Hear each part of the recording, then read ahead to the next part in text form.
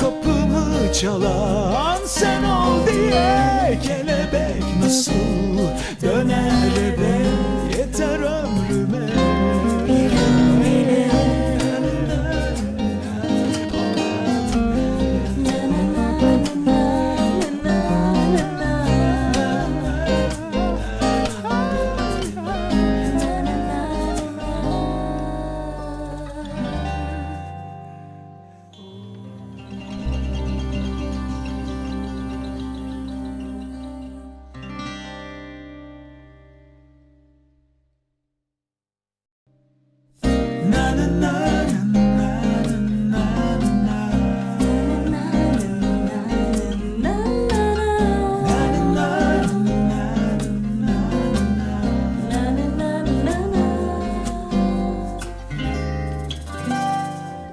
Haklıydın aslında, tanımalıydım seni. Haklıydın aslında, aşk olmazdı. Yağmurdun izinden tanımıştım sesini. Yalnızlık, kalp kırık, yağmur sonrası şimdi. Korkmazdım hiçbir şeyden, aşk geldi. Gurur bir öldürdü, bir diriltti. Seni bekledim.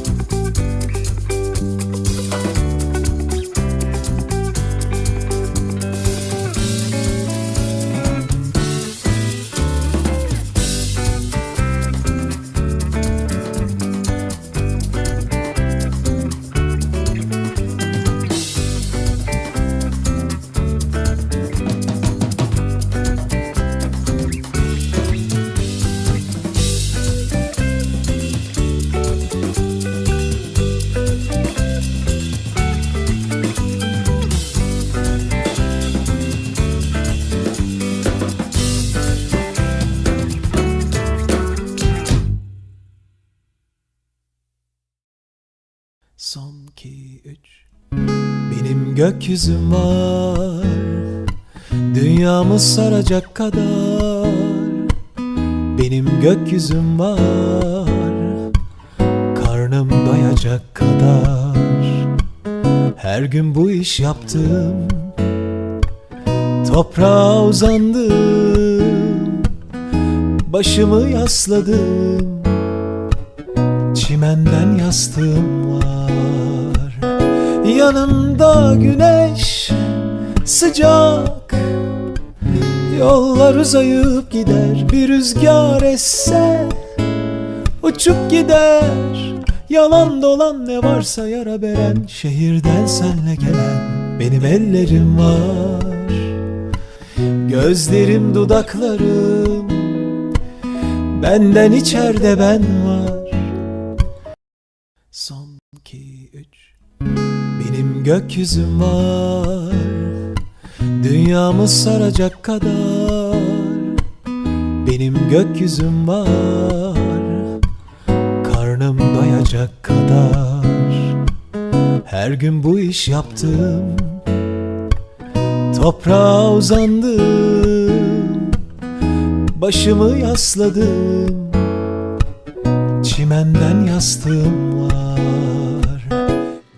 Herkese iyi geceler arkadaşlar. Umarım hepiniz iyisinizdir, keyiflisinizdir. Bir ses analizi veya sohbet veya baskın, artık adına ne derseniz, bir keyifli müzik akşamında sizlerle beraberim. Umarım iyisinizdir. Özgüncüm selamlar. Nasılsın, iyi misin? Keyifler nasıl? Yani aslında iyi olmaya çalışıyorum. Biraz kötüyüm.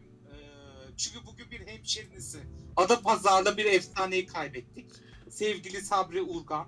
Ya evet, Sabri Allah Urgan'ı rahmet eylesin. çocukluğumda işte maçlardan hatırlıyorum. Şampiyonlar Doğru. Ligi, UEFA, Galatasaray'ın müthiş UEFA kupasındaki sesi. Doğru. Yani bugün onu 62 yaşında ve mesleğini 34. yılında kaybetmek biraz acı veriyor. Çok. Çünkü spiker olarak bizim ustamızdı. Doğru. Allah kanı gani rahmet eylesin. Amin, amin, amin Özgüncüm. Hakikaten çok değerli insanlar ama Allah rahmet eylesin diyelim. Arkadaşlar nasılsınız? İyi misiniz? Keyifler nasıl? Şöyle bir sizi şuralara alalım. Bir muhabbet sohbete başlayalım. Şimdi ben normalde aslında 2-3 yazdır bayağı yayın yapmıyordum. Ama bu yaz keyfimiz yerinde aslında. Yani diyoruz ki Özgün'le ne yapalım? Hadi o zaman bir yayın açalım. Çünkü müzik konuşalım. Müzikle ilgili bir şeyler konuşalım. Eminim sizlerin de konuşmak istedikleri vardır. Hem sohbet edelim. Sohbet eyleyelim bu arada. Hem sohbet edelim. Hem de böyle sizlerin istekleri, bizim sohbetlerimiz, karıştıralım ortalığı. Evet, burada olanlar tüm arkadaşlar, hepinize selamlar. Mahmut Areye, Sion Vision, Karar Mirzade, Türkiye RV, Nisa, ANAY, Sumsum. Allah, adocular gene gelmişler Özgün. İyiyim, çok teşekkür ederim Nazif Kaan, Yalçiner 45-46, çok teşekkür ederim. Dört gözle bekliyorduk diyor Atoz, harikasınız. Bu arada Tuğhan Serhat Ak diyor ki hocam iyi yayınlar. Bir süre önce ses rengin güzel ama gitar çalamıyorsun. Geliştirmen gerek demiştiniz. Gitarı geliştirdim, buradayım. Vay be, helal olsun sana. Dur bakayım ne yaptın. Ben de merak ettim şimdi Tuğhan. Nasıl gidiyor Özgün? Neler yapıyorsun? Her şeyin ötesinde müzik dünyasında neler yaşanıyor? Yani bugün bu haftanın müzik olayı kesinlikle benim için hocam Sezen Aksu'ydu yani. Sezen Aksu'nun Evet. 50. sanat yılında dönüşü inanılmaz bir albüm. Gerçekten. Bazıları sevmemiş, Sezen Aksu'ya yakıştırmamış ama ya bence bu dönemde Nasıl Sezen'in yani? yapabileceği en Gerçekten mi? güzel albümlerden biriydi. Çok hoşuma gitti. Valla ben çıkan albümlere şöyle bakıyorum neler oluyor neler bitiyor diye. Sezen Aksu'nun albümünü de yani çok can kulağıyla dinledim sayılmaz aslında. Ama birçok şarkısını dinledim. Aralarında çok güzel şarkılar da var. Şimdi biz 90'lı yıllardan kalma olduğumuz için biraz bu kafada. 90'lı yıllarda Sezen Aksu bir albüm çıkardığı zaman bizim için en önemli olay şuydu. Bir tane teybimiz vardı. Teybe kaset takardık Özgün. Sokakta böyle deli gibi dinlerdik. Tabii o zaman yani Sezen Aksu'nun aranjmanları, işte yeni neler çıkarmış diye hepimiz böyle heyecanla beklerdik. Aslında o dönemin şöyle bir şeyi de var. Çok ilginç bir sohbete gireyim şöyle gece gece. Şimdi Sezen Aksu'nun bir dönemki şarkılarına baktığın zaman aslında çok özellikle Yunanlı pek çok müzisyenin bestesinin üzerine söz yazıldığını da görüyorsun. Bak çok ilginç. Evet. Ve aslında çok besleyici bir şeymiş bu yaptığı işi. Çünkü Beni Yak Kendini Yaktı işte bu böyle güzel birçok şarkı özünde, hatta Susma veda ederken var ya, Aşkın Nur Yengi'nin söylediği. Evet. Mesela müziği de gene bir Yunanlı besteciye ait ve sözler falan böyle birçok aslında devşirme şarkı kendi bestelerinin de arasına katılınca müthiş bir duygu yoğunluğu oluşturuyormuş. Şimdi bugüne geldiğimizde, dinlediğimizde içine girdiğim, çok hissettiğim, tabii ki sözleri çok etkili olan, Sezen Aksu'nun belki de en önemli yanlarından biri müziğinin, besteciliğinin, sesinin haricinde bence sözler tabii ki. Anlamlı sözler. Bugün kaybettiğimiz en önemli şeylerden biri. Mesela yeni çıkan birçok şarkıya bakıyorum. Sözler tamamen eğlence amaçlı. Yani günün popüler kelimelerini sadece taşıyan şeyler. Onlar da zaten günlük şarkı dediğimiz, hani pop müziğin temeline uygun şeyler. Evet, bu haftanın olayı hakikaten öyle sizin için. Sizin için arkadaşlar, haftanın olayı nedir? Bu arada sorular da var. Bronzlaşmışsınız diyor Karar Mirzazade. Havalar sıcak. İzmir'deyiz. Gidiyoruz işte. Yani bu saatte niye yayın yapıyorum? Çünkü biz denizdeyiz.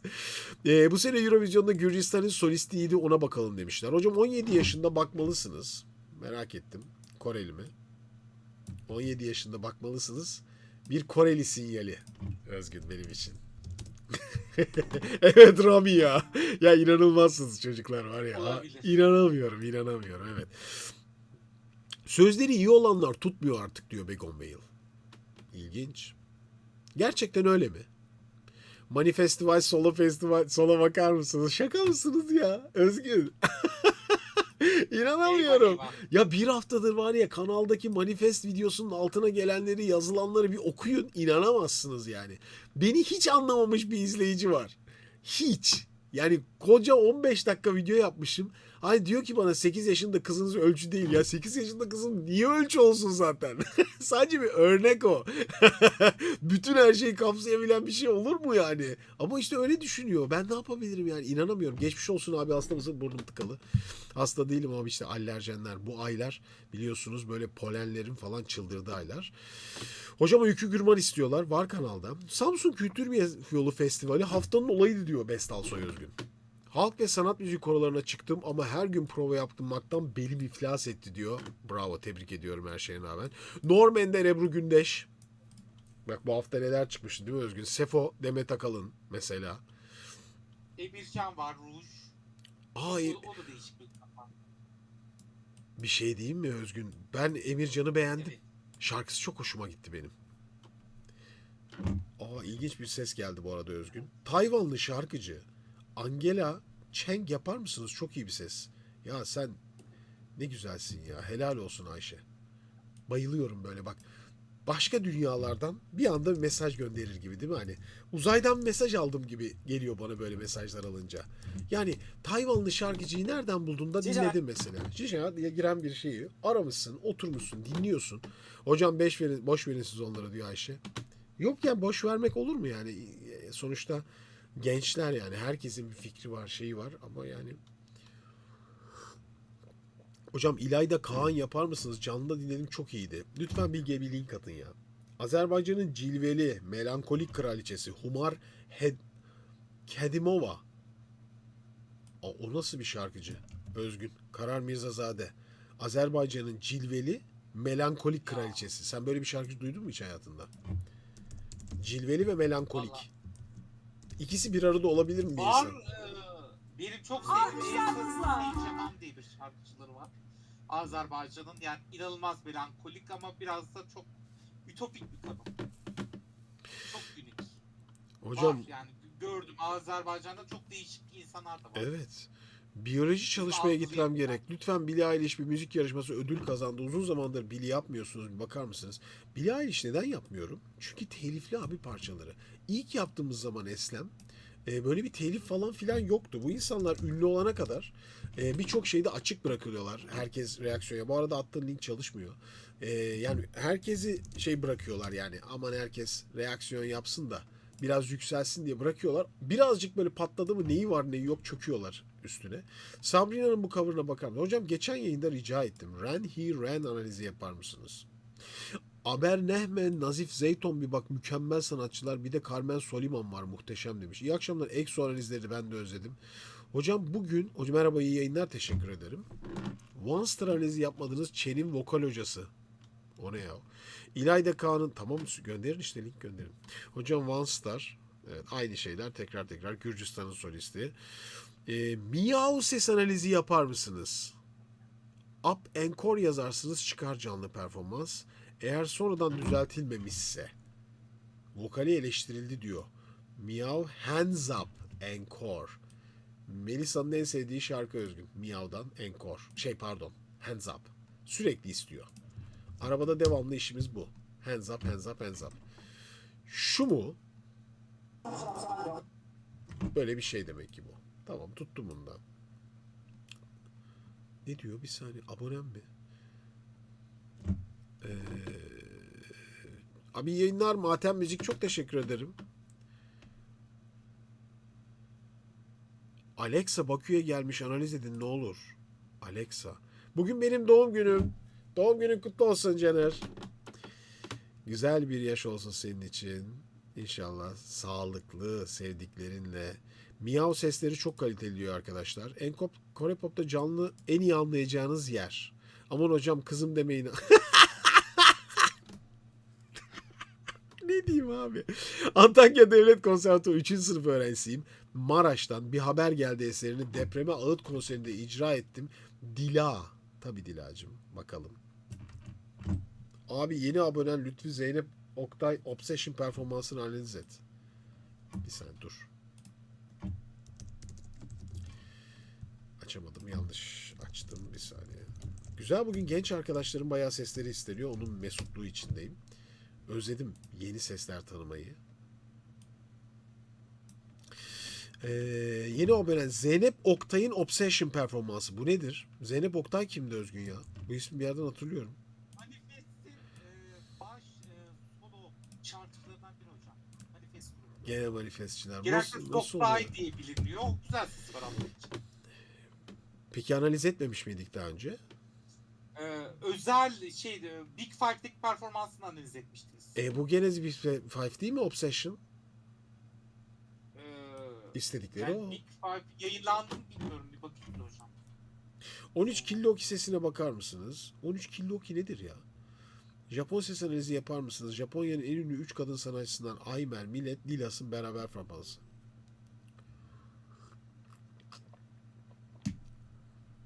Secret Brat. Ne gönderdi? Leyla İzzetova Queen of the Night. Samira Abbasova göndermiş. Bu arada çok iyi bir Azerbaycanlı şarkıcı tanıdım ya. İslami Abdullayeva mıydı? İnanılmaz güzel ya. Ha bunu izledik ya. Daha önce izledik yaptık bunu. Hocam sizi yeni takip ediyorum. Detone sesi nasıl anlıyorsunuz? Yani aslında çok aşırı zor bir şey değil bu. Yani düzgün ses, doğru olması gereken sesin biraz altındaki sesi anlatıyor bize. Eğer o basamıyorsa tam sesi, daha kalınlı basıyorsa detone olmuş oluyor.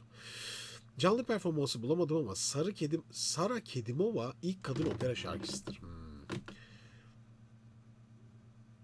Pink ses analizi yapar mısınız? Daha önce de ya ben bu Pink'i falan yaptım çocuklar. Şimdi bunlar bayağı ünlüler Erkan.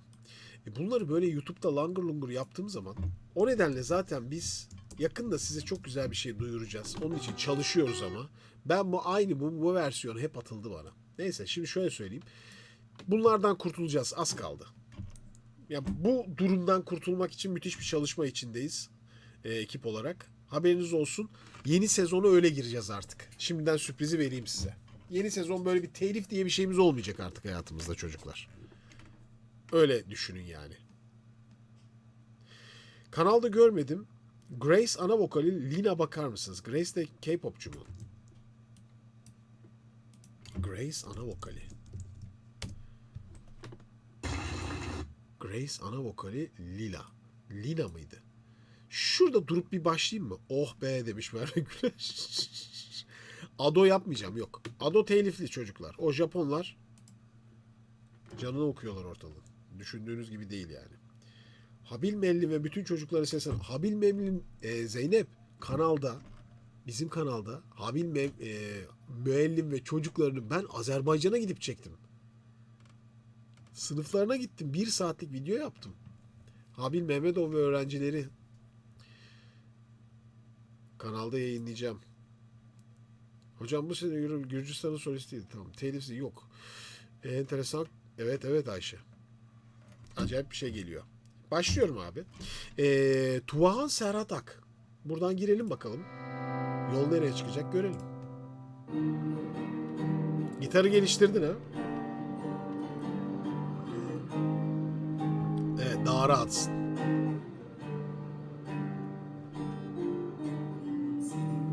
Derinlerinde bir yerde buldum, sımsıkı sarılacak, karışacak köklerimi.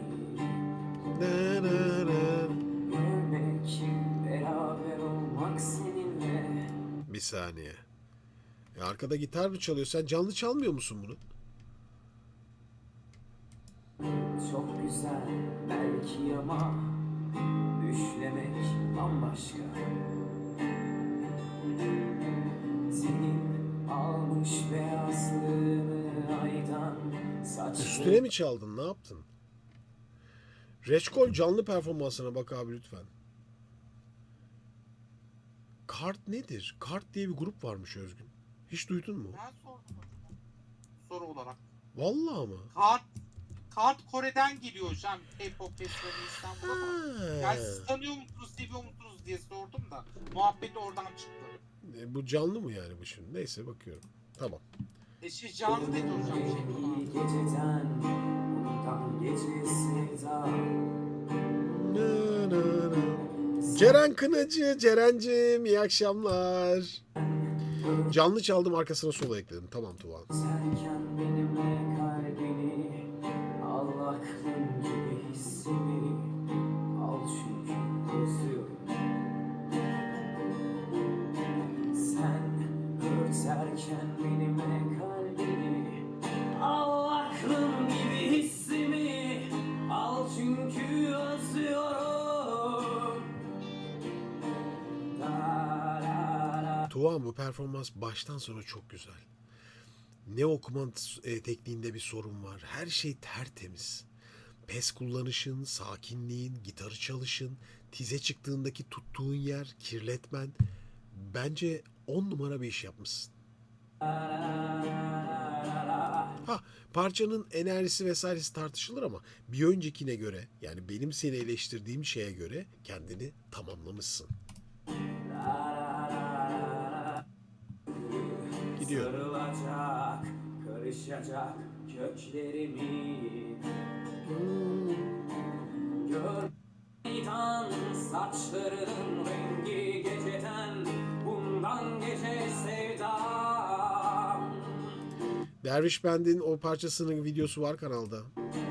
Sen örterken benimle kalbini, al aklım gibi hissimi, al çünkü özlüyorum. Sen örterken benimle kalbini, al aklım gibi hissimi, al çünkü özlüyorum.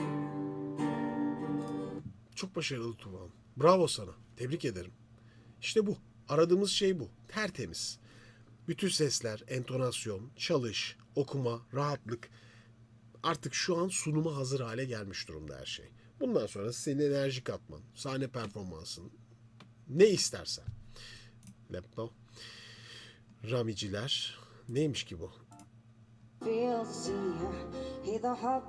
Niye bu böyle karman çorman video küçücük? Bu neydi bilmiyorum. Bir ara aldım ama.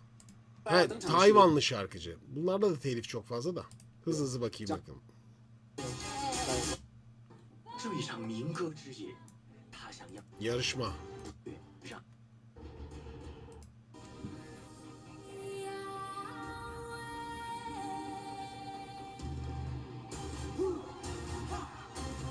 Ya, korkuyorum biliyor musunuz ya. Şunlardan telif yemekten korkuyorum.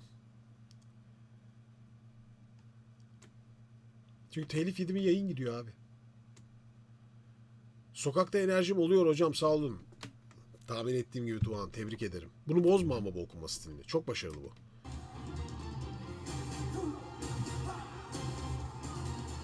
连绵的青山百里长呀，为我送去向屏障。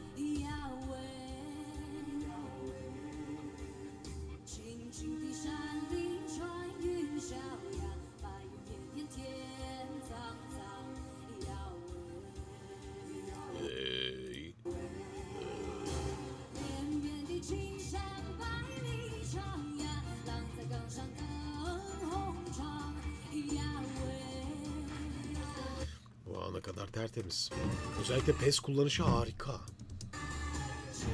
碧山林穿云霄啊， Çünkü hani bu şekilde sahnede dimdik durup postürünü koruyup bir yandan da pes sesleri tutmaya çalışmak, entonasyonu tertemiz tutarak yani pırıl pırıl bir renkte tutmak kolay iş değil. Ancak bu zaten belli ki şarkıcının eğitimi var yani. Sahne duruşundaki simetriye bakın. Çok çalışılmış bir şey. 的勇气啦，呀喂，我站在高岗上远处啊， Ama bu seslerin hepsinde ototune var. 上远 Mesela bunlar ototune'lu. Bu da öyle. 那一片绿波海茫茫，你站在高岗上想象啊，是谁在对你伸长？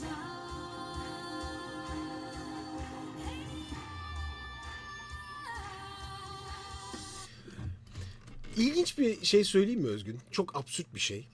Şimdi mesela bak batıya doğru gittikçe Türkiye'nin batısına doğru gidelim, tamam mı? Bulgaristan, işte Avrupa ülkeleri vesaire. Şöyle batıya doğru bir yolculuk yap. Kadın seslerinin ses kullanımları Arnavutluk'tan sonra, bak Arnavutluk'taki şarkıcıların yani Balkan stilinde buna yakın bir şey var. Kadın seslerinde böyle sert tize çıkma var.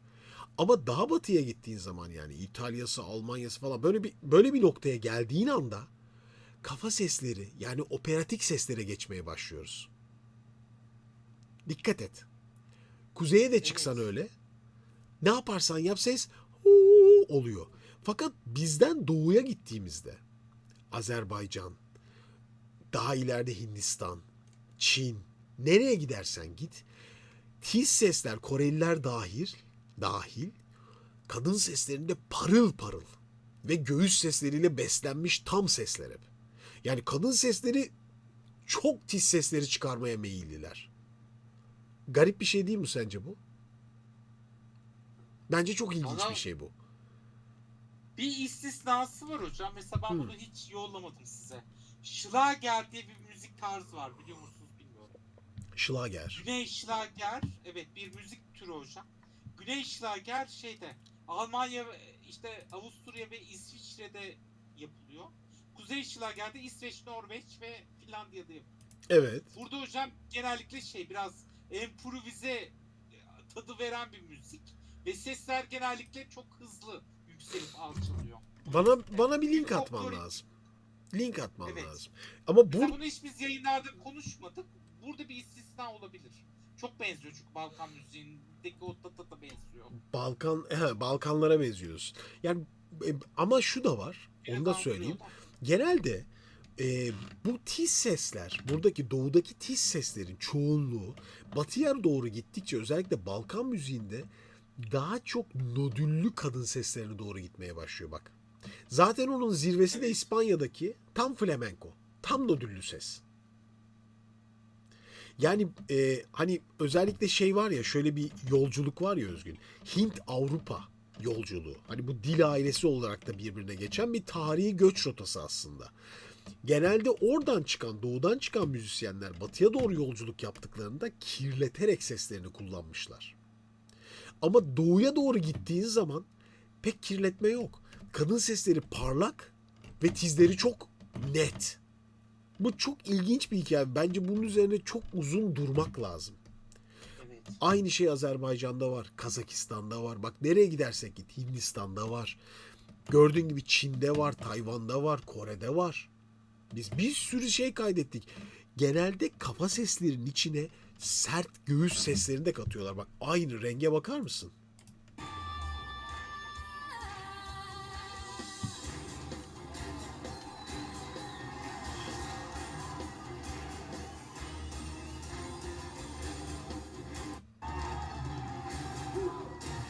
Bitiyor mu? 张呀，让在岗上更冗长。 Bir soprano ses 呀喂， ama hep parlak ve tiz parça. Bakın. 寻寻一山林中。 Cin Önceki şanlı. Hep net, keskin önde ses. Canine yo.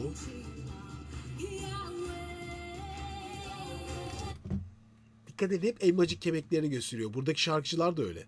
Çok ilginç ya. Bakın, belki özgün anatomik de olabilir bu arada. Durum. Yani anatomik yapıda daha dar ve şık şeyler daha yukarıda ya onların elmacık kemikleri. Çok belirgin. O anatomik yapıda buna çok uygun olabilir. Bakın. İzleyin. Büyüteyim ekranı, iyice rahat rahat görün. Bakın. Bakın. Ve ön. Şimdi bakın. Gördünüz mü elmacık kemiklerini? Hey. Bu da vokal yapıyor. Vokal yaptığı için tam açık. Bu batı stili. Ama bu öyle değil. Hey. Hey.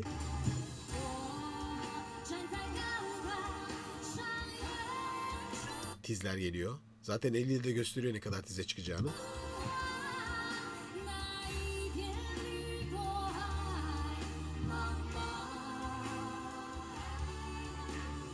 Bu arada harika bir şarkıcı ya.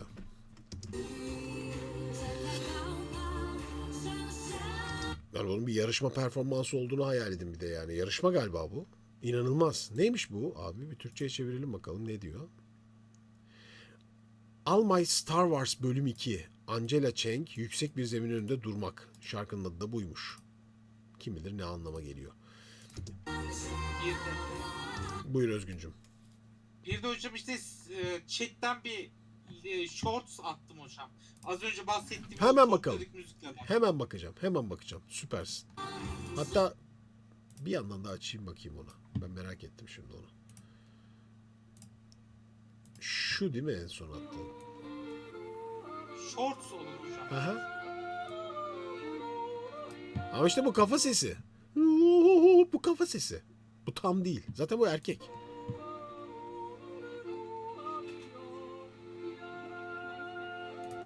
Bak bunlar kafa sesi Özgün. Evet. Operatik işte bunlar.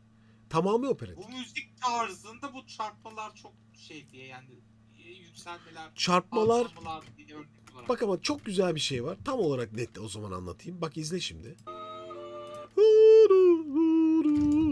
Görüyorsun değil mi? Renk burada. Tam bu şekilde. Bizim kıza gel. Görüyorsun değil mi keskinliği? Sesi önde tutuyor. Parlak ve net. Size çıkarsa göreceğiz zaten. Muhtemelen çıkacak. İşte bu renkler, bu keskin parlak renkler tam pozisyonda duruyor.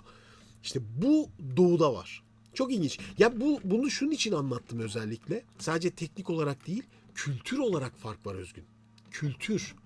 Evet. Kadın seslerini doğuda parlak ve net severken biz batıda daha kapalı, koyu ama yuvarlak seviyoruz. Yuvarlak sevmiş insanoğlu. Çok ilginç. İlginç bir olay. Bence bu çok incelenmesi gereken bir şey. Ya biz nereye gitsek... Hristiyanlıkla alakası olabilir mi hocam? Tabii ki kiliseyle alakası var bence. Tabii ki var. Angelic voice diye sesleri kapatma. Bak bizde de var aslında bunların benzerleri. Çok ilginç. Biz zaten Türkiye olarak çok ilginç bir coğrafyayız. Yani bizde her şey var Özgün. Her şey var. Evet. Bak aynı coğrafya içinde şeye dönelim. Osmanlı'nın son dönemi, Cumhuriyet'in ilk yılları. Hamiyet Yüce Ses. Evet. Hamiyet Yüce Ses. Nasıl okuyor gazelleri? Tam ses. Ya. Güçlü. Sonra ne oluyor o sesler? Ha, tamamen kafaya dönüyor. Bunu günümüz sanat müziği nasıl? Kafa sesiyle karıştırılmış kadınların çoğu. Ama geçmiş öyle değil. Yani demek ki belki de şu an elimizde doğru dürüst kayıt da yok. Acaba mesela şeyler var ama hani o Lale Serkis Hanımlardı galiba. İlk sanat müziği okuyucuları. Daha doğrusu böyle Evet. yarı Ermeni, Rum kökenli eski Osmanlı o dönemdeki okuyucular. Daha tizler açık. Daha parlak. Kadın sesleri özellikle hepsi gümbür gümbür. Sonra nasıl oluyorsa hepsi bu şekilde dönüyorlar. Bence incelenmesi lazım. Ha, şu an bu yayında çözebileceğimiz bir şey değil bu ama bir tespit var sadece benim fikrimde.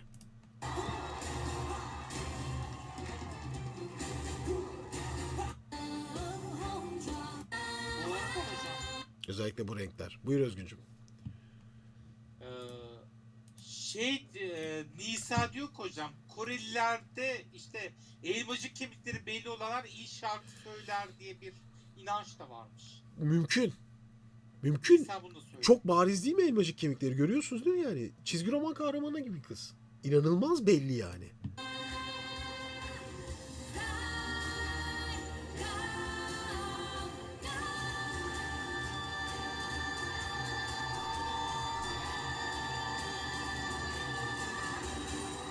Müthiş bir performanstı. Humar Kedimova doğru mu okudum bilmiyorum. Niye benden küsmüşsen? Ulduz oldun. Neydi? Hem cilveli hem romantik. Öyle miydi? Merak ettim şimdi. Kaç sene önce? 7 yıl önce. Yine doğudayız. Yani Türkiye'nin doğusundayız.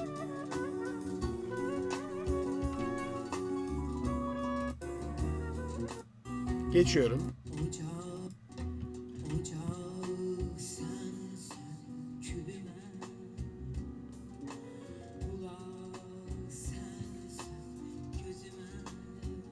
Kayıt pek iyi değil yalnız.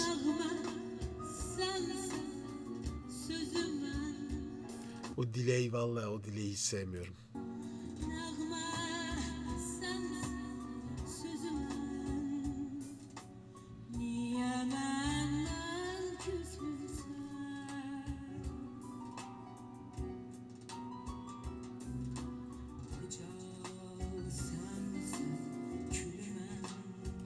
O delay o kadar çok şeyi kapatıyor ki çünkü. Sürekli bunları verdikçe şarkıcının nasıl okuduğunu tam göstermiyor. Yardımcı alıyor işine.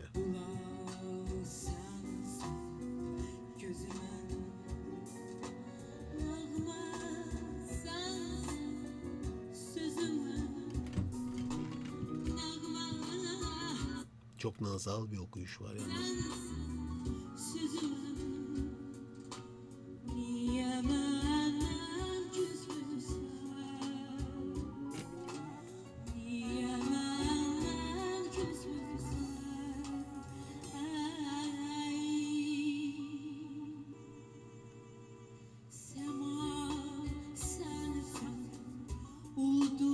Bu arada şarkının çok aralığı dar be. Gidiyor mu ilerisi bakalım? Yok.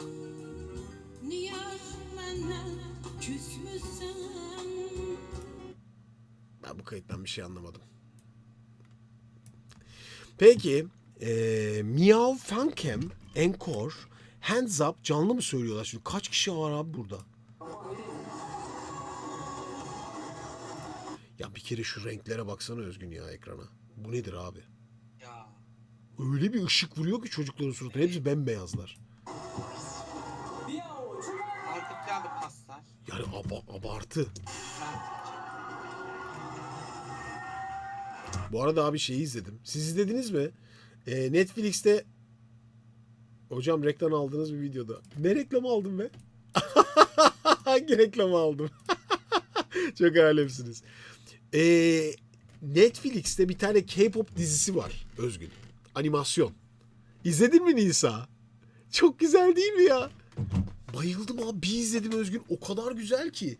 Müzikler harika. Animasyonlar şahane. Çok güzel. Bayağı güzel ve bütün böyle eğlenceli işte Imitation mı? Oydu galiba. Çok güzel ha, izleyin Merve. Bayılırsınız. Ha, izleyelim. Ya çok orijinal. Bir ben izlemedim diyor. Ben izledim. Dün bizim Melisa ile izledik. Ben artık bundan sonra tabii her şeyi çok merak ediyor. Acayip güzel ya. Çok güzel evet bence de. Tamam Miyav ne yapacak şimdi? Canlı mı söyleyecek bunu? Zıplayıp zıplayıp duruyorlar. Ama ödülden sonra konuşacaklar. Ha o zaman tat tat tat tat tat tat tat tat hands up. Nesi izledin? Böyle dans ederek. Böyle dans ederken şeye hakimler hala. Tona hakimler. Gördünüz mü bilmiyorum. Nedir? Elindeki ödülü şarkı sırası geldiği zaman diğerine veriyor hemen. Aa, şudur Özgün, anlamadım ki. Niye yani? Niye bir insan ödülle dans ettirmek zorunda bırakılır köşeye? Twice grubunun üyelerine benziyor bu kızlar ya. Özellikle şu üçlü birebir Twice'tan alınma gibi. Yoksa var mı bir bağlantısı bunların? Düzgün bir kayıtları da yok gibi arkadaş ya. Harbiden şöyle biri live böyle. Keşke bulabilsek yani de. Mesela genelde burada patates okumalar oluyor. Dur bakayım nasıl bunlar.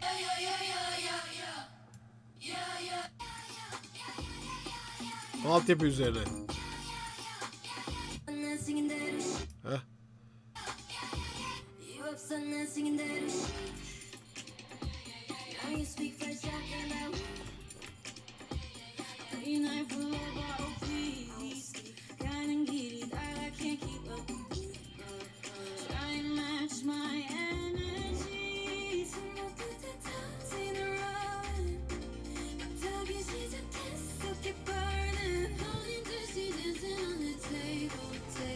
Ulan öyle mi yapıyorlar ki şu altyapıları Özgün? İçinde 20 tane ses var ya. Yani. Hakikaten teknoloji bir şeyi algılamanı imkansızlaştırıyor abi. O kadar flu bir dünya yaratıyorlar ki Özgün. O kadar flu ki. Evet. Yani hangisi gerçek, hangisi değil algını senin yok edip yani bir şeyin hep doğru ve güzel olduğuna inandırıyorsun. Çok acayip yani. Çok acayip. Ya geçen sana bir şey attım, hatırlıyorsun değil mi? Lady Gaga'nın canlı söylüyor yanında bir kız ve gözleri doluyor, ağlıyor. Evet. Bak şimdi buradan buraya geçeceğim. Lady Gaga crying. Neden? Çünkü bir fan yanında şarkıyı canlı söylüyor. Nerede bakayım? Bu kadın da çok ağlamış. Ha şu görüntü, bak. Bak. Bu değil mi? Bu. İnanılmaz. Japon fanları. Doğru mu?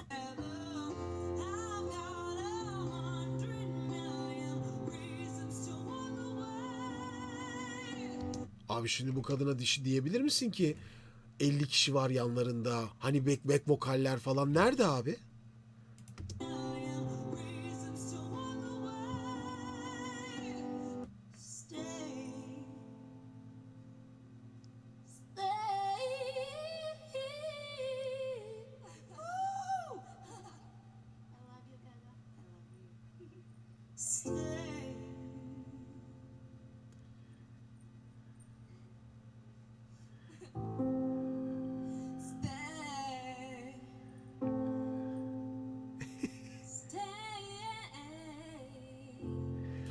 Şurada.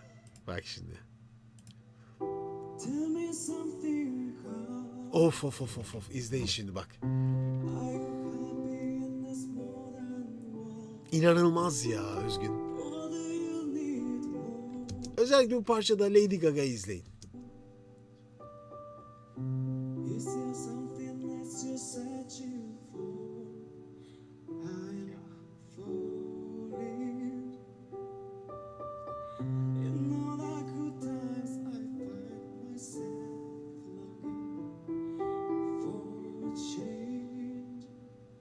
Arkadakilere bak.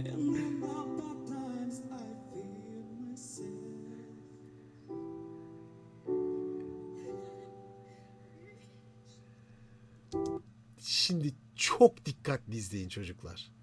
Çok dikkatli izleyin burayı lütfen. Hatta ben kendimi başka bir yere alayım. Yoksa karışabilir. Çok dikkatli izleyin.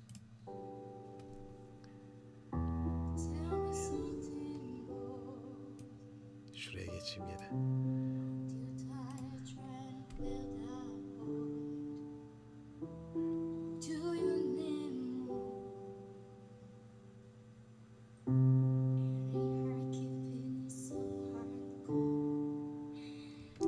Burada Lady Gaga gitmeye başlıyor zaten.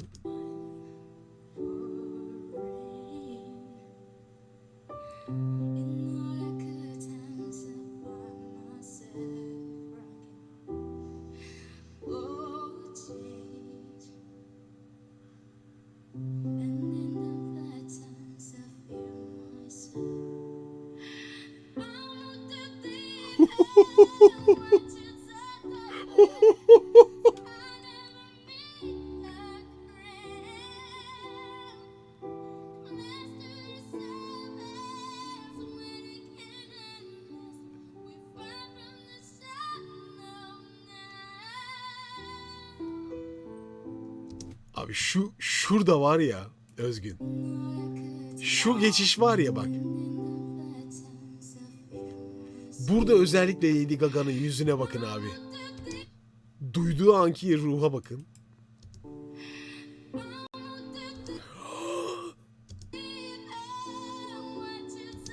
Ve abi görüyorsunuz değil mi? O anki o iki reaksiyon üst üste bak. Gidiyor abi burada. Şimdi buradaki hikaye ne biliyor musunuz? Özgür senden dönüyor sesim şu anda. Buradaki hikaye şu çocuklar. Şimdi biraz önce ya müthiş bir an ya şu an Özgün yayındaki. Müthiş bir an var ya. Şimdi söyleyeceklerime çok dikkat edin.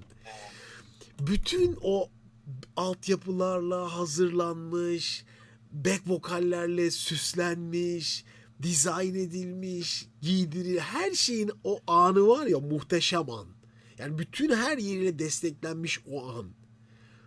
O anla bu anın kıyaslama arasında şöyle bir şey var. İkisini kıyasladığın zaman. Lady Gaga'nın burada ağlama sebebi tüm hayatı. Bütün hayatı bir anda gözünün önünden geçiyor. Tek başına piyano çaldı, küçük sahneye çıktı, ilk çıktı, bir sonraki çıktı, kendini göstermek için çabaladı, ilk zamanları beste yaptı, çalıp söyledi. Ya bütün o sürecin tamamı geçiyor gözünün önünden. Ve sürekli kendini geliştirmekle uğraştı. Tek başına söylemeye çalıştı bütün hayat. Diğerinde ise kamufle edilmiş, sürekli ittirilmiş başka bir dünya var. Ve bu ikisinin birleşiminde bambaşka bir duygu ortaya çıkıyor ya. Bunu nasıl çözebilecek dünya onu bilmiyorum. Bakın, bir daha izleyin.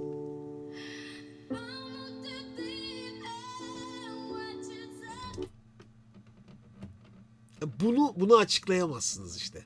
Ya bu Lady Gaga'nın bu duygusu abi bir insanın sonsuzluğa taşıyacağı şey. Yani Lady Gaga yani tabii ki insanoğlu var oluyor ve yok oluyor. Bir gün yok olduğu zaman hiç unutulmayacak abi bu duygusu. Şu duygusu unutulmayacak ama o desteklenmiş, sürekli toparlanmış, sürekli mükemmel hale gelmiş gibi gösterilen şey aslında mükemmel olmadığı, gerçekten öyle olmadığı ve geleceğe taşınmayacak bir şey olduğunda zaman gösterecek bence. Çok da iddialı olmayayım hayatta ama bu taşınabilecek bir şeydir. Her zaman taşınabilecek bir şeydir. İnanılmaz. Ya Özgün bu nasıl bir içsellik ya? Yani samimiyet var.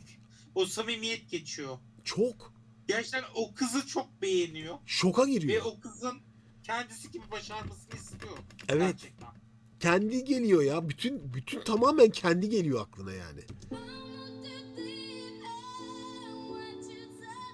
Ve topluyor kendini bakın çok hızlı şekilde. Bir daha topluyor gidiyor. Bitti bu kadar.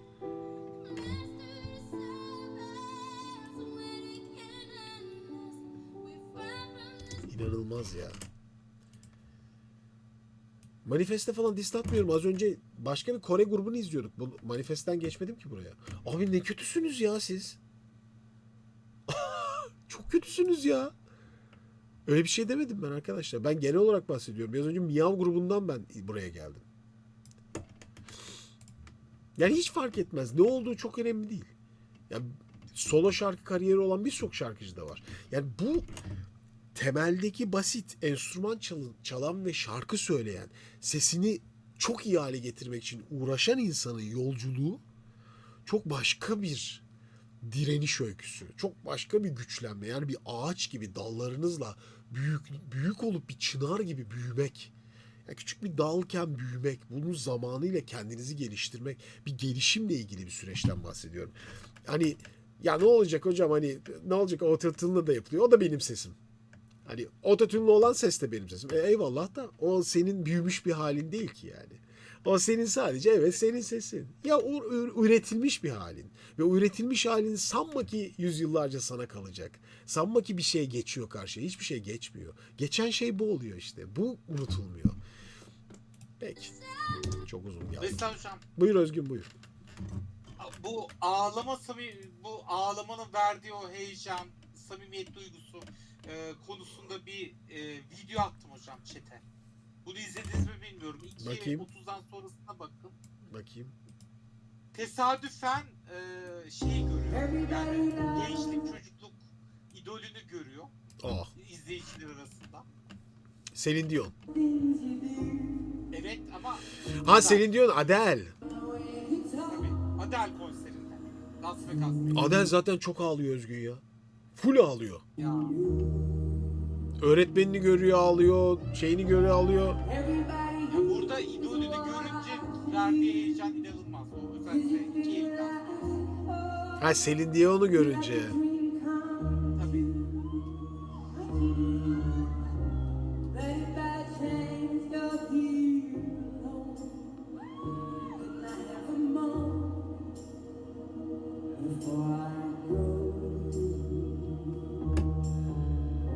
Cause I remind myself one night alone, hoping you're someone I used to know. You look like a movie, sound like a song. I got this in my Nerede görüyor, kaçıncı dakikada? where we 2.30'dan sonra. Kaçta? 2.30'dan sonra.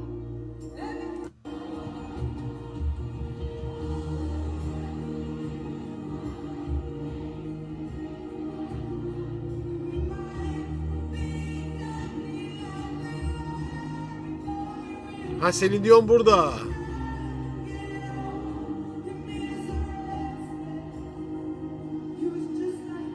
Biraz ileri mi kaydı? Ne oldu şimdi, ne oldu? Ha, burada görüyor. Yok yok, 2.30 değil Özgün. Birlerde, birlerde.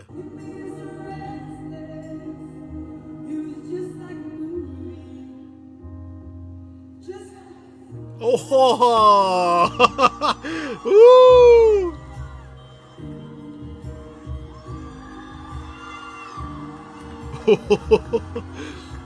Ya bu kadın hep öyle Özgün ya. Bu kadın tamamen zaten konserleri bu duyguyla geçiyor yani zaten. Oho! Yani zırıl zırıl çocuk gibi ağlamak değil mi ya? Ve bir de Celine Dion da ağlamaya başlıyor. Evet, darmaduman oluyorlar. Ha, bir de ondan sonra kesinlikle söyleyemiyor. Peki şu adamın kahkahası nedir Özgün?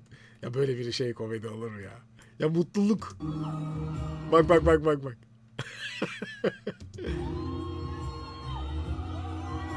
Of.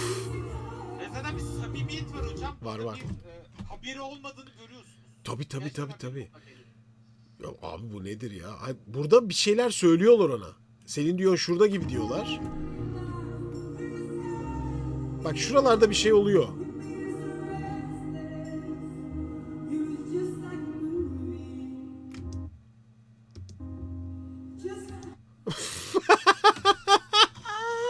Çok fena Özgün.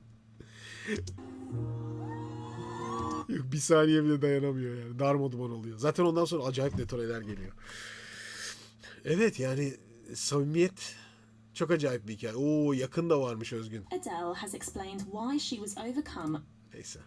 Ve İngiliz şivesi. İlginç. Eğlenceli ama değil mi? Yani samimi duygular, samimi hisler. Ya bilmiyorum zaman hangisini taşıyacak onu göreceğiz. Peki. Devam ediyorum. Antakya Devlet Konservatuarı 6 Şubat depreme ağıt konseri Dila Koç. Of.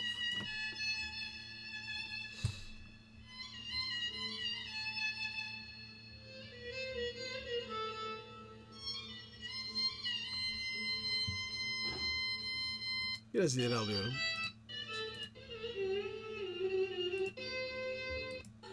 Bayağı ileri al. Oo, bu ne oluyor? Dila burada. Büyütüyorum. Hah. Maraş'a bir haber geldi.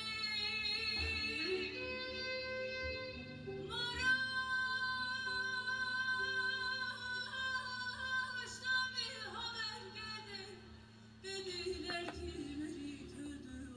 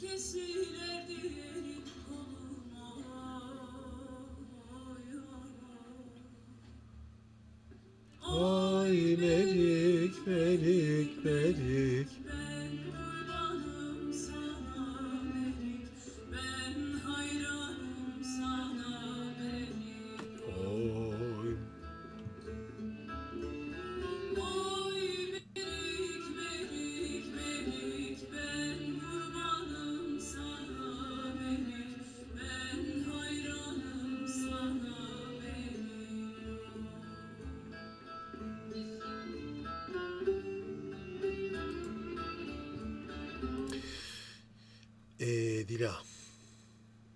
Şimdi bir şeyler söylemek istiyorum ama genel olarak çok yaptığın şey çok uyumlu bir iş yapmışsın zaten. Temiz geliyor her şey. Yani nasıl bir his? Şimdi bu uzun havayı, ya uzun hava da değil yani Merik. Bu türkünün girişindeki serbest kısmı çok fazla okuyan var. Farklı duygularla okuyan var. Eğer sadece senin sesinin incelemesini yapmam gerekirse, özellikle kalın seslerini kullanman çok başarılı. Çok hakimiyetin ve sakinliğin çok güzel. Duygusu da güzel genel olarak okumanın.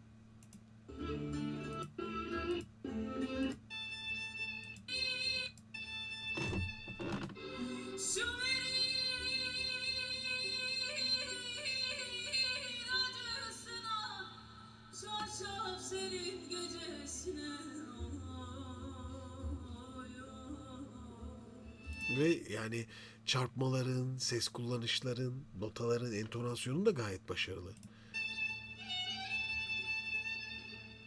Keşke Melik ölmeseydi. Acaba başka neler okuyorsun ya Dila? Var mı kanalında başka videoların? Bayağı var. Bak sen Barak da okuyorsun. Aman buranı Oh be. açıl da sen acelemi yarama oy oy oy oy. Bak bu kayıt daha güzel.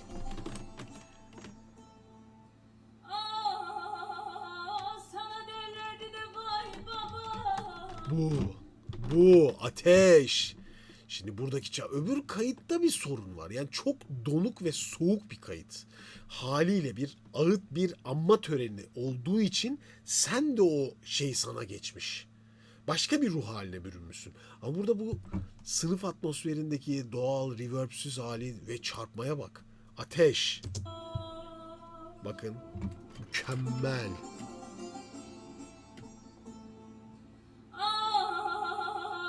Sana derlerdi de vay baba. Koca Mürsel Beyler meran meran oy oy. Temiz. Altı arabatlı, üstü samur küklü, kendi yanında çok kıymetli. Ali Koca Mürsel Beyler nice oldu. Vay Ve kalın baba. seslerin mükemmel ama ya. Eski beyler Oo. nice oldu. Dila hedefin ne? Gelsene yayına. Özgün yayına davet edelim mi Dila'yı buradaysa? Valla bir yazayım hocam. Dila gelsene yayına. Gel seninle sohbet edelim biraz. Çünkü sen bayağı güzel, bayağı iyi okuyorsun. Temiz ses, gerçekten yeteneklisin. Senin muhtemelen bir gelecek hedefin olmalı. 3. sınıf öğrencisisin. Bu işler kolay işler değil gençler. Kaftan kafa hükmederdi bir zaman. Kaftan kafa hükmederdi bir zaman. Anadolu Sultan Süleyman dünyada. Temiz. Seni biraz tanımak isteriz. Buralardaysan lütfen bize yaz, tamam mı? Dilacığım. Peki. Zeynep Oktay. Bunu bak yaptık daha önce. Leyla İzzetova yaptık. Pink. Bunları telif yiyeceğiz şimdi. Hiç uğraşmak istemiyorum. Ahle Song. Bu nedir bilmiyorum. Kimdi? Ne zaman almıştım bunu? Bir grubun solistiydi bu. Tüm Dünya Benimken müzikal monte. Bunları geçiyorum ya şu anda. Reçkol'ün de bu canlı manlı değildir bunlar. Canlı manlı değil bunlar işte bol bol. Ototune Spor. Evet devam ediyoruz. Dila gelirse alırız yayına. Ben biraz daha sizden toplayayım olur mu? Hadi sizden toplayalım. Birazcık daha böyle muhabbet sohbeti açalım. Neler gönderiyorsunuz? Hocam eskiye dönüp Conchita Wurst, Right Light yok. Yaptık onları artık biz. Deprem bölgesine alt yıkılmış. Bence K-pop bekleyebilir. Yanlışlıkla bipolar tanısı konulmuş bir şarkıcı. Ren. Telif atmıyor da reaksiyon videolarına. Kendi de söyledi. Kendi içmenliğiyle konuştuğu müzik yapmış film gibi. Bu ne ya? Allah Allah. Bu nedir ya? Yanlışlıkla bipolar tanısı nedir abi? Kitap okusun bir şeyle garip bir isim de var. Bakayım. Ren Hiren.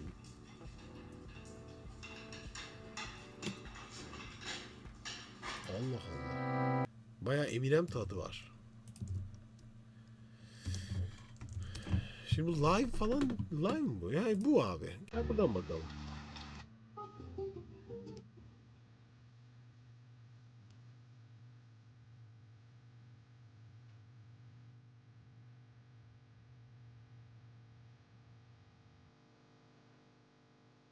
Oh be. Üzgün bak. Biraz önce izledik ya official müzik videoyu. O kadar temiz ki sesler. Burada bir insan olduğunu anlıyoruz. Çünkü burada hafif hafif kaymalar var. Ya ben bu işte şeyi kaybettiğim için hani algıyı yitirdim artık yani. Hani bir şey dinliyorsun ve dinlediğin şey ne? Ne oldu? Ne işe yarıyor belli değil. Mesela burada dinlediğim şeyi mi baz alacağız şimdi Özgün? Bir önceki mi baz alacağız? Biz neyi baz alacağız? Ya burada da hocam aslında sanatı konuşmak lazım. Yani sanat hani en ideale ulaşmak ya. Evet. Ama en ideal hatasız mı olur? İşte Yani ben ideal evet. içten hatalarla zenginleşmez mi? Her şey süper hatasız olmak zorunda mı? Yani Onu da tartışmak lazım. official music videosu bu olsa ne olurdu? Mikrofon var yakasında, autotune değil. Bak, autotune düzeltilmiş o kayıt. Çocuklar yani bariz belli. Ben size söyleyeyim. Hiç boş boşuna konuşmayalım. Mikrofon yakasında da olsa düzeltilmiş. Bu ne işte? Al, karşısında mikrofonlar var kazık gibi. Yemem yani. Ha işte.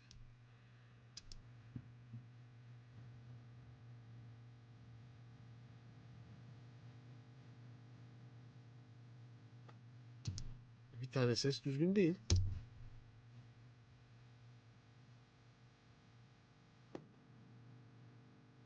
Şanssız bir gününde mi yani şu anda? Ah, geldi mi Dila?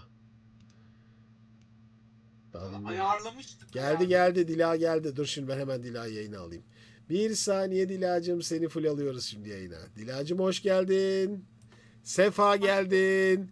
Dur seni şöyle tam ekran alayım da herkes görsün şöyle güzelce.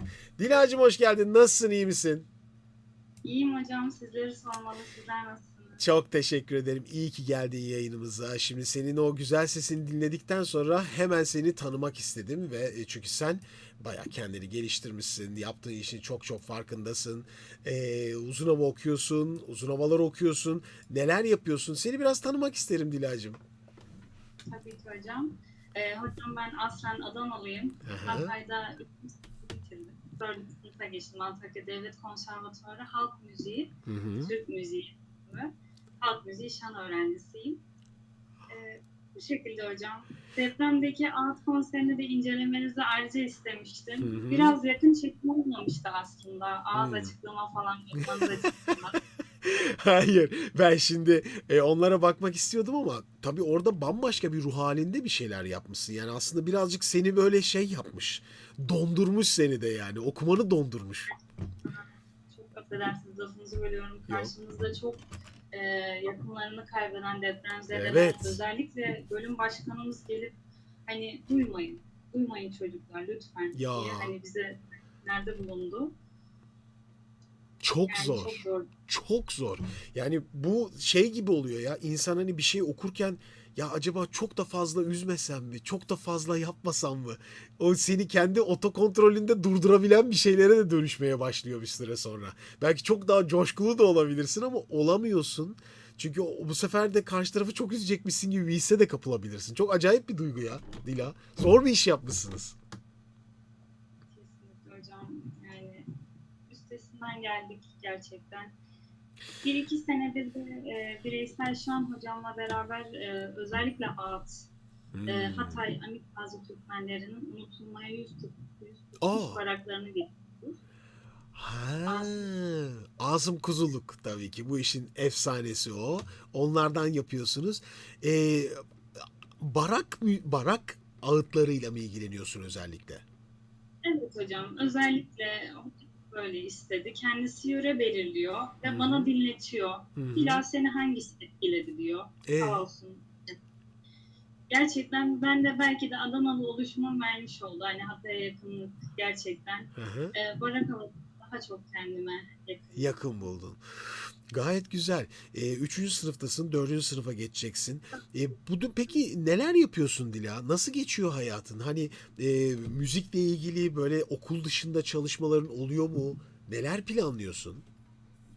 Hocam genel anlamda ses üzerine bir akademik yaşam istiyorum. Bu sene iş. Hmm, Geçen ay belirlenen bir Kültür Turizm Bakanlığı'nın bir ses yarışması olmuştu. evet. Gençler arasında. Orada derece aldım. Oo. Hatta il birincisi oldum. Oo, harika Dila, harika harika. Ama yaptığın iş hakikaten çok güzel çerçevelemişsin. Entonasyonun, okumadaki başarın, çarpmaların, yani türküyü çok iyi, uzun havayı çok güzel sindirmeye başlamışsın ve onun ifadesini çok güzel veriyorsun. Gelecekte ne istiyorsun Dila? Hocam yani umarım bir ses alanında böyle Hı hı. TRT olur, TRT devlet değil mi? sanatçısı olur. Tam senin Bir yere gelmek istiyorum. Tam senin olayın o. Tam senin olayın o. Hakikaten olması gereken o aslında. Biraz o yöne meyillisin. Enstrüman çalıyor musun Dila bu arada? Çok amatörce bir kabak kemane girişimim oldu bu sene. Evet. Olarak piyano hocam. Piyano var. Güzel. Peki konservatuvar öncesinde peki müzik eğitimin nasıldı? Konservatuvar öncesinde Yok Adana'da muydu? çeşitli böyle belediyenin düzenlemiş olduğu Hmm. konserlerde çıkıyorduk, Çıkıyordu. sahne alıyorduk. Oralardan biraz deneyimim olmuştu hocam. Güzel. Belediyenin halk müziği konusunda Ailede var mı peki böyle bir şeyler? var hocam. Yani Aa. genelde müzik öğretmenleri falan. Gerçekten mi? Aa, güzel. Harika. Peki böyle bir hayalinde var mı? Ya acaba müzik öğretmeninde olur muyum falan, böyle bir şey olsa, öyle bir mailin de var Hocam, mı? asla küçümsemek gibi değil tabii ki de Aha. öğretmenlik kutsal bir meslek ama Sen ses. yorumcu olmayı isterim. Hı hı. Yani içimde ukde kalır. Hı hı. Yani inşallah çok iyi bir halk müziği yorumcusu olmayı isterim. İnşallah İdolüm Dila. Senem Akdemir'i çok imrenerek izliyorum. Çok beğeniyorum. Senem Akdemir'le tanıştın mı hiç? Hayır. Tanışmadın mı? Gerçekten mi? Hayır. Seni Senem Akdemir'le tanıştırmamız lazım bizim. Bu dönem ondan Kara Gözler eserine dinleye hoyratı geçiş yaptık. Of. Böyle yani 2 ay üzerinde durduk hocam Dila. eser. Dila. Biraz okur musun bize? Tabii ki hocam. Biraz bağırabilirim ama Bağır bakalım ne olacak.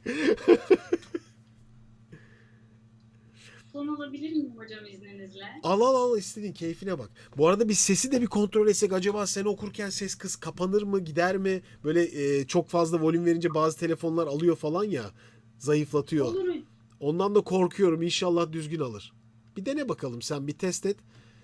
Yani şöyle bir küçük bir başka bir şey de okuyabilirsin. Yani minik bir giriş yap bize, 3 saniye 3-5 saniye. Kesilip kesilmediğine bakalım. Tamam hocam, o zaman bir barak havasının girişini Ha, böyle vereyim. çok kısa bir gir bakalım ne olacak. Olmaz ya. Canavar tamam canavar, sendeyiz. Ateş ediyor valla. Bu ne? Sendeyiz Dila. Hemen karar sesini aldım. Al.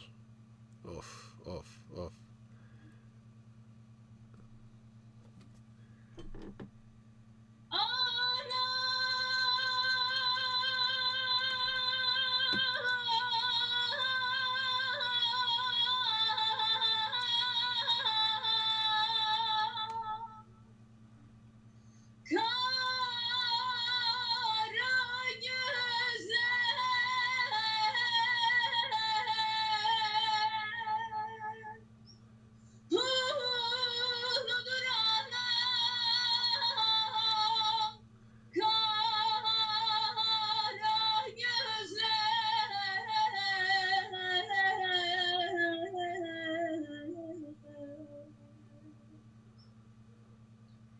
Ya felek yıkmayan yeri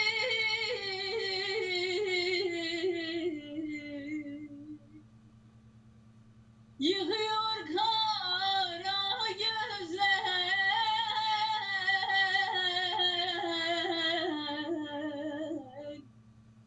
havar yarim,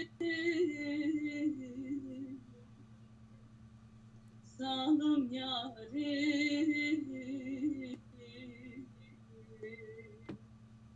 bedbaht yarim.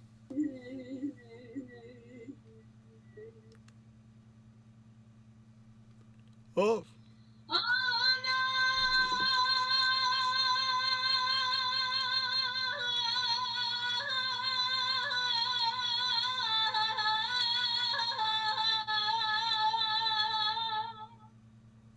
Benim gözüm yaradır.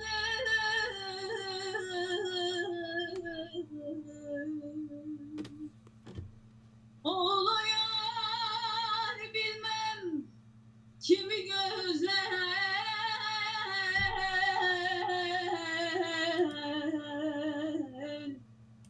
havar yarim, zalim yarim,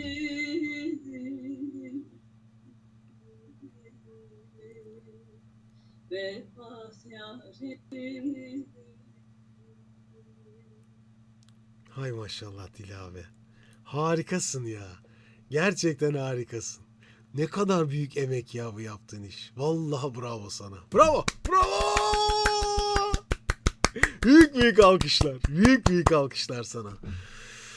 Yani gerçekten çok güzel. Ben mesela Sanem Akdemir'in bu okumaya ne yorum yapacağını çok merak ediyorum şimdi. Sen şeyde Adana'da mısın şu anda? Yok hocam, Hatay'dayım şu an. Hatay'dasın. Ailen Adana'da mı yoksa Hatay'da çalışmak üzere mi kaldın? Yok hocam, son sınavlarımızı verip geçeceğim. Bir Ha, hafta sonra sınavlar Adana'dayım. devam ediyor. Daha sınavlar devam ediyor. Yapma ya. Temmuz ayında ne sınavı var ya? Temmuz'da mı sınavlar devam ediyor?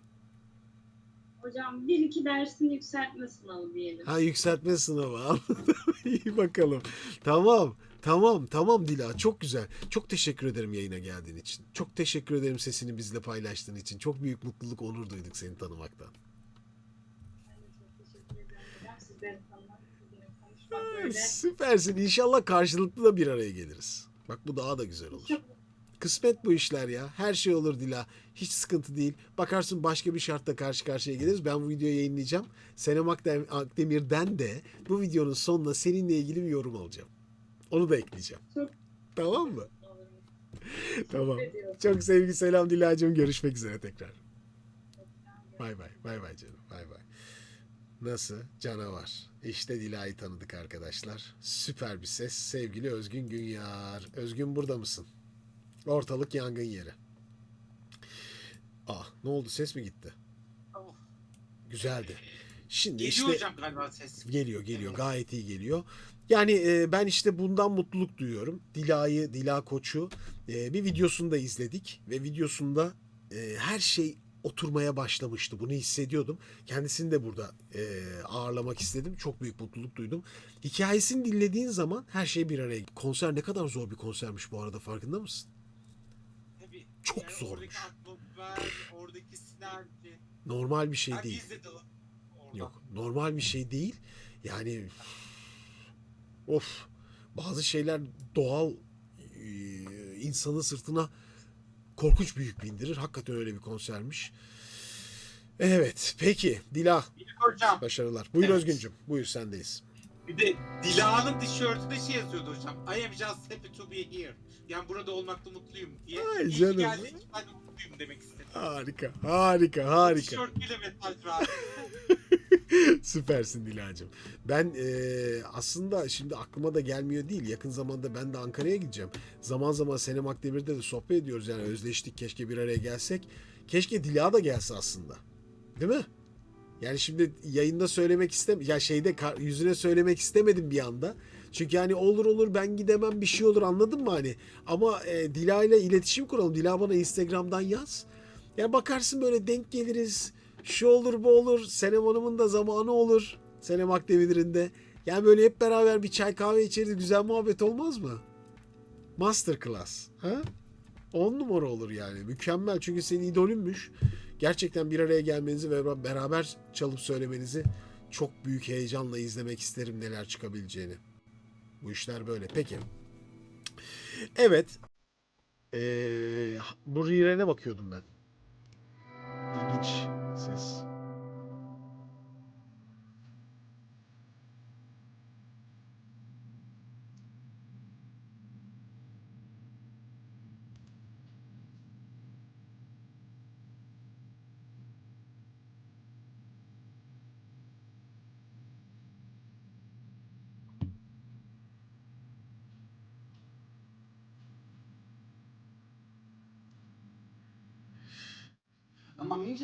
Bayağı hikaye yani. Kendi kendine konuşan. Music is all about the creative process and Okey tamam ya. Hani başka bir hikaye bu. Bambaşka bir şey yapıyor yani çünkü. Bir hikaye anlatımı var burada. Ben şimdi oraya girmeyeceğim çok fazla. Peki ya böyle Norm Ender falan baksak mı ister misiniz? Rap istekleri görüyorum orada ama chatte. Stray Kids'in ana rapçisi fakat vokal becerileri inanılmaz. Efekan Çaka. Hocam iyi geceler, nasılsınız? Azerbaycan'ın devlet sanatçısı Almaz Oruçova. Shine Akustik. Cap Canlı Seungwan. Nanoka Harahuzume. Hiç dinlemedik. 3.50'den sonra ne olur hocam? Stray Kids. Stray Kids. Sesinizi yaparsak sevinirim Leyla. Engin Nurşani. Enfiyen Killing Voice. Ya bu parça neymiş bu Enfiyen Killing Voice? Kaç kere yaptım ben hatırlamıyorum. Hocam iyi yayınlar, beğeneceğinizi düşünüyorum. Kocaeli'den selamlar. Sagopa Kajmer Sırtlan. Martin Tvosol Bang Bang. Norveç dinleyebilir misiniz? Çok güzel, duygusu yüksek bir sanatçı. Biraz farklı şeyler bakalım ya. Çok iyi ses, henüz dinlemediniz 3.50'den sonra. YG Next Monster. Maya Perest incelediniz mi? Maya Perest. Maya Çok Perest. seviliyor şu aralar hocam. Maya Perest. Türkiye'de çıktı. Yani Türkiye'de indie müzikte yeni bir soluk getirdi. Maya Perest ben nereden hatırlıyorum ya? Yani şu ara çok seviliyor hocam. Ben Maya Perest'i nereden hatırlıyorum biliyor musunuz? Ben Maya Perest'le tanıştım. Maya Perest stüdyoya geldi.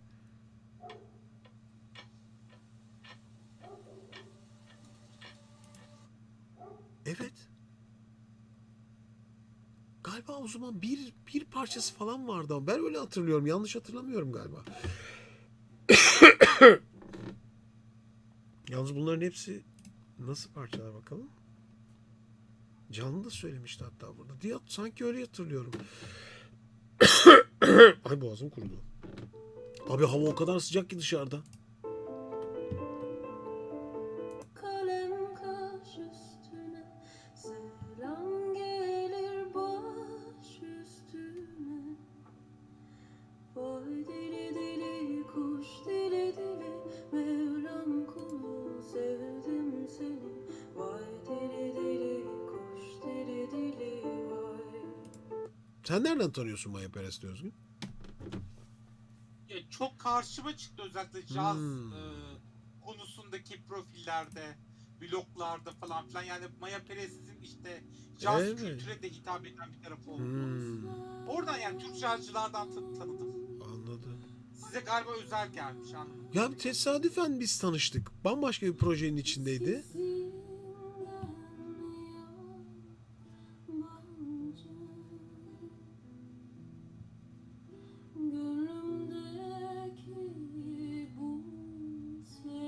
Klimadan değil ya. Klima var da mecbur hava gelsin diye açıyorum pencereyi.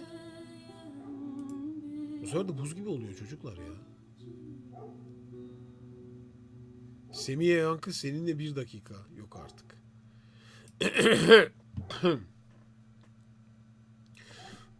Hocam eminim beğeneceksiniz. Dilimde tüy bitti. Buz. Yok yok bu cihandaya bakın. Yok ha, bu cihanda. Ha. Ha ha. Anladım.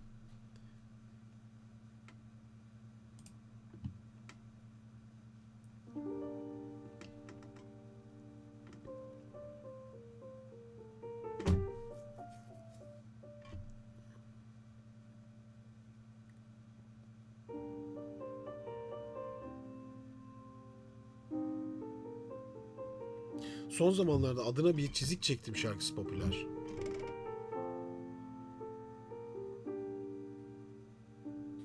Hangisi abi şimdi? Adına bir çizik çektim. O mu? Engin Nurşahane abi. Bambaşka bir şey çıktı. Ya kafamı karıştırdınız ya. Yine kaynadı kader. Ne kaynadı? Tam açıyordum değil mi? Aferin Buse. Dur kaynatmadım bir saniye. Sen attın. Ona ben bakacağım illa şimdi. Tamam. Çok iyi ses demiştim. Bakalım kim? Gene o zaman hep başa dönüyoruz ya. Özgün. Anlatıyorum. Tekrar başa dönüyoruz. Ya Kore özel yayınlarında neredesiniz siz? Hı? Ne istiyorsun? P1 Harmony. Aimer bakar mısınız? Japon sanatçı az var kanalda. 3 kişi beraber söylüyorlar. Lydia Manifest konser solo canlı bakar mısınız? Şaka değilsiniz değil mi ya? Gerçekten mi ya? Bu yaz Eurovision Throwback yayınları gelir mi? Özgün. Oyun aşkı diyor. çok güzel olur hocam. Biz yapıyorduk yani en iyi Throwback. geçmişten en iyileri. Sen de Özgün biliyorsun bizim ekibin Eurovision'daki çekimleri var. Hala biz montajlayacağız onları. Doğru hocam, Ahmet yollamıştı. Ya bütün röportajlarıyla her şeyle var. Çok güzel bir Bazeli anlatımı da vardı. Onları bir ara şey yapmamız lazım hocam, montajlamamız. Evet. Yok bana bir cihanda bir yer. Lidya Rus. Burada Ahmet'in de doğum günü kutlu olsun. Doğum günü. Aa, Bizim Eurovision tabii. Eurovision'daki temsilcimiz. Kanalın Emre Yücelen Şan dersinin. kendisine selamlarımız. Doğum günü kutlu olsun.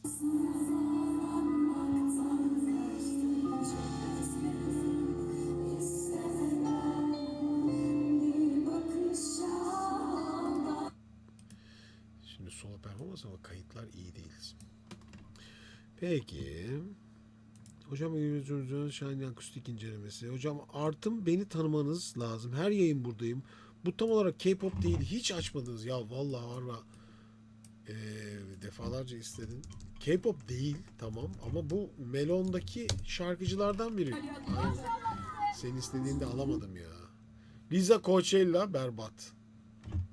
Hiç bakmak istemiyorum onlara. So Young.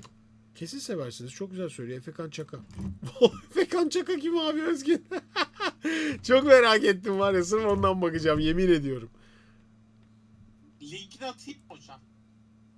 Efekan Çaka. Yalnızlığın ezgisi. Biraz karışık bir link var. Öyle bir şey çıkmıyor ama. Onurcan Özcan çıkıyor. 3 tane şarkısı var. Yalnızlığın ezgisi de bu. Bu da cover zaten. Bir sen, bir sigaram var üstüme sinen. Çok kötü söylüyorlar ya çocuklar ondan. Kalabalık bir caddede tutmuşum yalnızın elinden. Bilen varsa konuşsun şu ayrılığın dilinden. Billie Eilish Eslem atmış. Kırılsın kökünden elinden gelen. Ki sen gittin ezgisi kaldı bu aşkın tuzsuz sesinden. Bir gece uyanıp aniden kan ter içinde fırlayıp yerinden.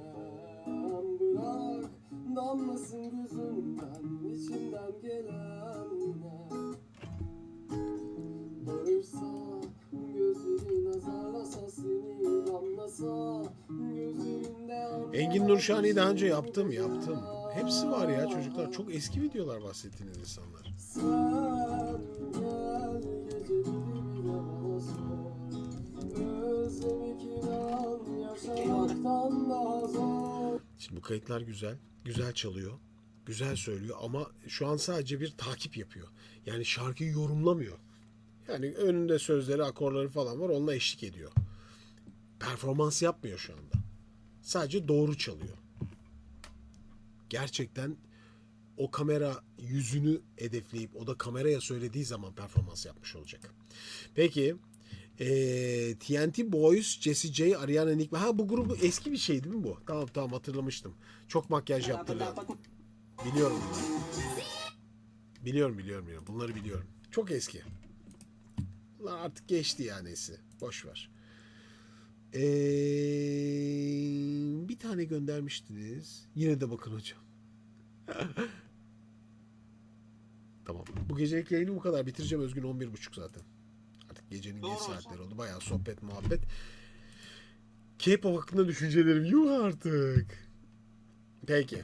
Final. Özgürcüğüm bu gece erken bitirelim. Güzel muhabbet sohbet yaptık. Bayağı konuştuk zaten. Daha ne olsun yani.